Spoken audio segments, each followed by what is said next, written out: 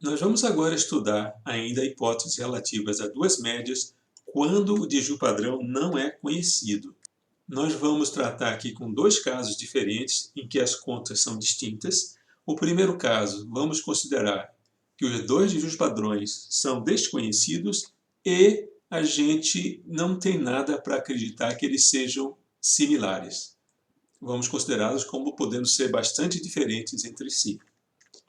A hipótese nula, vamos escrever da mesma maneira, e a primeira hipótese alternativa de que essa diferença é menor do que o delta, nós vamos então aceitar como verdadeira se a estatística t, calculada com base nessa expressão aqui da direita, for menor do que o valor crítico de menos t de alfa para o número de grau de liberdade resultante dessa conta que está aqui à direita.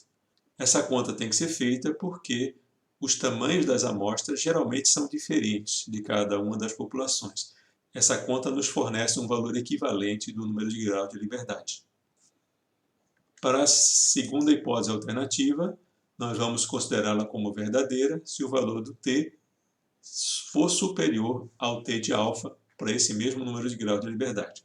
E, finalmente, a hipótese alternativa é bilateral. Nós vamos comparar o t com menos t de alfa sobre 2 e t de alfa sobre 2, também para esse mesmo número de grau de liberdade.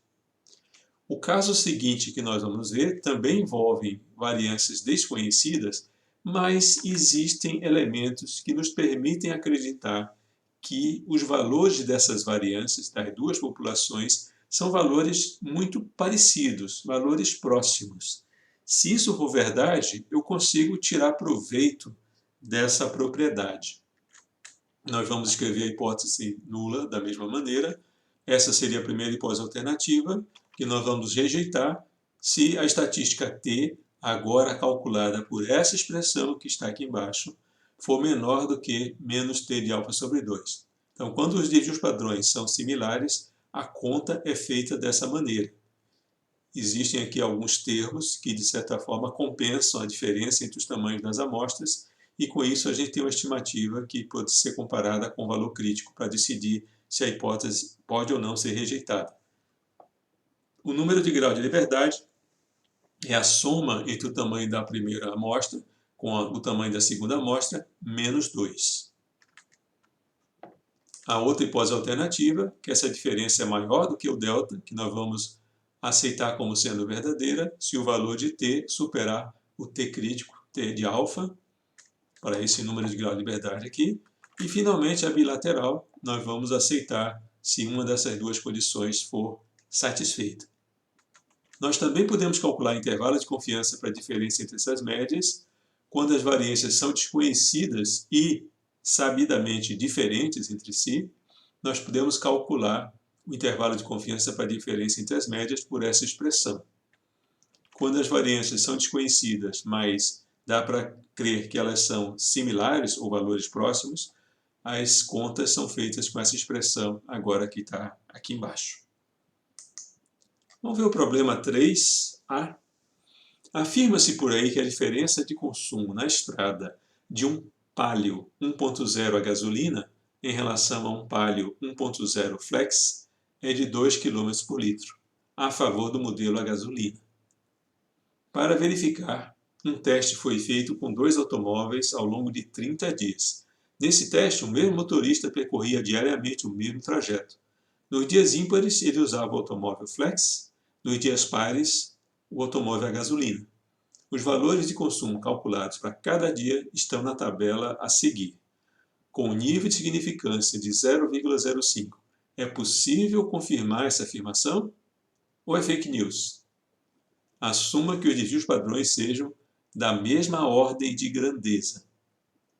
No problema 3b, nós vamos assumir que os desvios padrões são diferentes. Mas vamos lá. Aqui estão as tabelas. São amostras de tamanho 15 cada uma. Aqui tem o valor médio dessa amostra. Aqui tem o desvio padrão dessa amostra para o automóvel Flex e automóvel a gasolina aqui em vermelho. A gente nota que, de fato, o desempenho do automóvel a gasolina é maior do que o desempenho do automóvel Flex. E nós queremos saber se essa diferença dá para afirmar que ela é igual a 2 ou não. Então, o parâmetro de interesse é a diferença entre os consumos em estrada dos dois automóveis. Vamos usar o índice 1 para o automóvel a gasolina e o índice 2 para o automóvel flex. Nesse caso, o delta, que é o número que está comparando, é igual a 2 km por litro. A hipótese nula é que a diferença entre as duas médias é igual a 2 km por litro. E a hipótese alternativa escolhida é que essa diferença é menor do que 2. Por que nós escolhemos ela? Porque se nós pegarmos os dados das amostras, subtrairmos um do outro, vamos encontrar um número menor do que 2. Se o número é menor do que 2, eu vou tentar convencer vocês de que a diferença entre as populações é menor do que 2. Eu jamais conseguiria convencê-los de que é maior do que 2 quando a diferença entre as amostras é menor do que 2. O nível de significância é conhecido. Como os dígitos padrões não são conhecidos, mas a gente assume que eles são similares, nós vamos usar essa estatística de teste com esse número de grau de liberdade aqui. Seria 15 mais 15 menos 2, 28.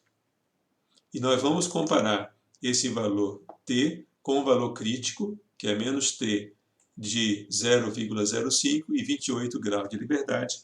Nós tiramos da tabela t de student. Fazendo as contas, nós chegamos a menos 1,282, que não é menor que o valor crítico. Então, eu não consigo rejeitar a hipótese nula com esse nível de significância. Assim, a diferença de consumo na estrada pode mesmo ser 2 km por litro. Eu não consigo mostrar que é menor. Então, eu tenho que engolir, tenho que aceitar. Pode ser que seja 2. Não consigo mostrar que é menor. Então, não dá para dizer que é fake news. O problema 3b é similar ao anterior, só que aqui a gente faz a consideração. Assuma que os desvios padrões sejam significativamente diferentes. Nós vamos repetir basicamente o mesmo caminho, a mesma hipótese nula, a mesma hipótese alternativa.